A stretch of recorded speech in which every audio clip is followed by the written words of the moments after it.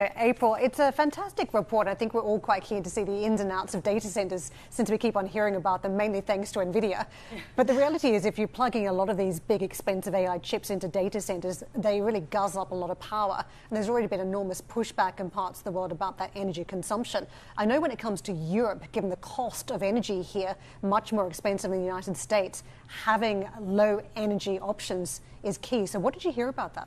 Yeah, that's true. I mean, data centers have been around for a long time, but now with the AI boom, we're seeing more of these facilities where they're kind of specialized for the training and deployment of AI applications. And like you said, they're particularly energy intensive. So it's really interesting to visit Start Campus in Science, Portugal, where they've really looked to, they're touting it as like the most sustainable data center of its kind. And that's because they're really trying to leverage the environment and make use of the location to improve efficiency. So one of the things they're doing is they're using the seawater from the ocean and recycling that through the system to cool the infrastructure. And that way they say they have a water usage effectiveness of 0, which is quite remarkable for a data center facility of this kind. And I think we're definitely going to see a lot more of these projects where they're trying to specifically tout it as an AI data center. When it comes to the funding of these projects, I've been looking at private markets a lot more these days, and it's becoming a central feature of the investment thesis behind a lot of these private market funds, private credit funds in particular, that they want to be a big part of the capital that is behind these data centers because it's such a huge investment opportunity here.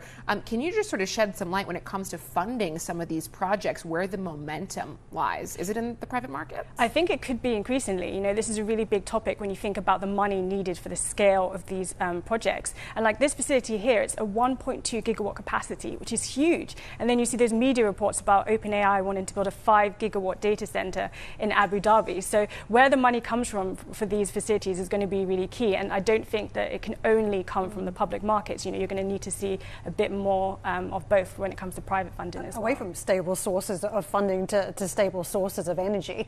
I think it was fascinating that we saw that outage in Spain and Portugal, and as the soul searching continues, what went wrong, what's going to happen in future around renewables, particularly as we have a huge appetite now coming from these AI data centers. What was the view as to how to ensure there is energy security through some of these grids? Yeah, you're absolutely right. Energy security is a really big issue for these data centers, and it was really good to go into one of the power rooms at Start Campus, and you can just hear the cooling working there to keep that infrastructure cool. So they have a backup system just in case there would be any sort of power outages.